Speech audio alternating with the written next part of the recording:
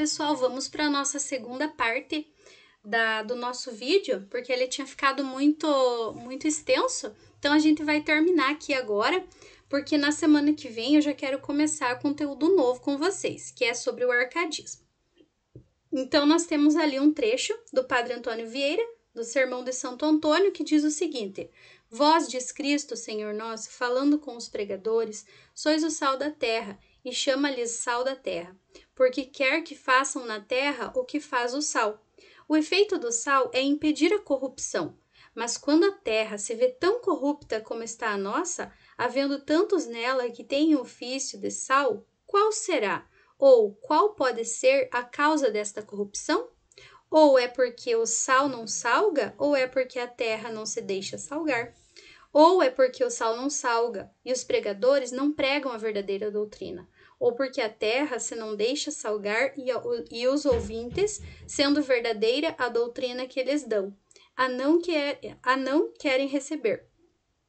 Ou é porque o sal não salga, e os pregadores dizem uma coisa e fazem outra. Ou porque a terra se não deixa salgar, e os ouvintes querem antes imitar o que eles fazem, que fazer o que dizem. Ou é porque o sal não salga, e os pregadores se pregam a si e não a Cristo. Ou porque a terra se não deixa salgar, e os ouvintes, em vez de servir a Cristo, servem a seus apetites. Não é tudo isto verdade? Ainda mal.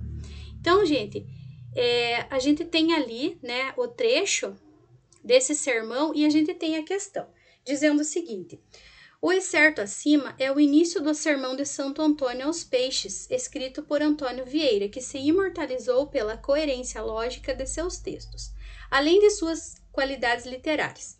O texto trabalha fundamentalmente com duas metáforas, o sal e a terra, que representam respectivamente os pregadores, aqueles que deveriam pregar a palavra de Cristo, e os ouvintes, aqueles que deveriam ser convertidos.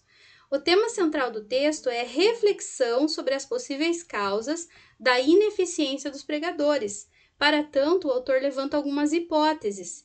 Tendo isso em vista, considere os seguintes afirmativas. Então, na 1, nós temos assim: os pregadores não pregam o que deveriam pregar. E isso o texto está falando para a gente, né? Muitas vezes eles pregam alguma coisa que não deveria ser aquilo, né? Então, essa resposta está correta. 2, os ouvintes se recusam a aceitar o que os pregadores pregam. Muitas vezes, como o texto fala, né? Você até ouve, mas você não pratica. 3, os pregadores não agem de acordo com os valores que pregam. Também tá verdadeiro, porque faz essa crítica, né? E diz ainda assim: os ouvintes agem como os pregadores em vez de agir de acordo com o que eles pregam. Também tá verdadeira. Os pregadores promovem a si mesmos na pregação ao invés de promover as palavras de Cristo. Também tá correto. Então, gente, esse texto, ele traz uma argumentação retórica. Já falei para vocês o que é, né? Argumentação retórica é quando não tem o objetivo de uma resposta, mas sim de pensar em relação àquilo, né? Então, ele faz enumerações. Essas hipóteses que são colocadas ali, todas elas levam à mesma ideia, que os pregadores, eles falham na sua missão divina, muitas vezes. E essa sucessão de hipóteses, ela aumenta a tensão do discurso, até que a lista, né, contendo metáfora do sal e da terra, culmine com a pergunta retórica: não é tudo isso verdade? Né? Então, todas elas estão corretas. Na próxima questão, nós temos ali, né, na próxima, uma parte também relacionada ao textinho ali do Gregório de Matos, né? Ele diz assim: nasce o sol e não dura mais que um dia. Depois da luz se segue a noite escura. Em tristes sombras morre a formosura. Em contínuas tristezas a alegria. Porém, se acaba o sol, por que nascia? Se é tão formosa a luz, por que não dura? Como a beleza assim se transfigura? Como o gosto da pena assim se fia? Mas no sol e na luz falta firmeza. Na formosura não se dê constância, e na alegria sinta-se tristeza.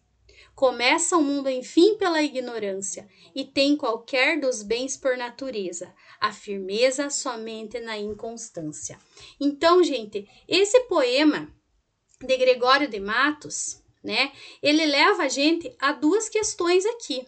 Então, na primeira, a gente tem ali o soneto, né, lembrando que quando nós temos um soneto, nós temos 2 quartetos e 2 tercetos, aproxima-se tematicamente da citação.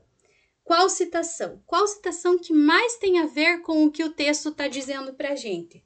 Nada é duradouro como mudança, né?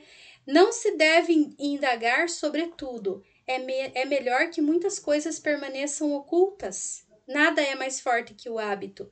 A estrada do excesso conduz ao palácio da sabedoria. Todos julgam segundo a aparência, ninguém segundo a essência.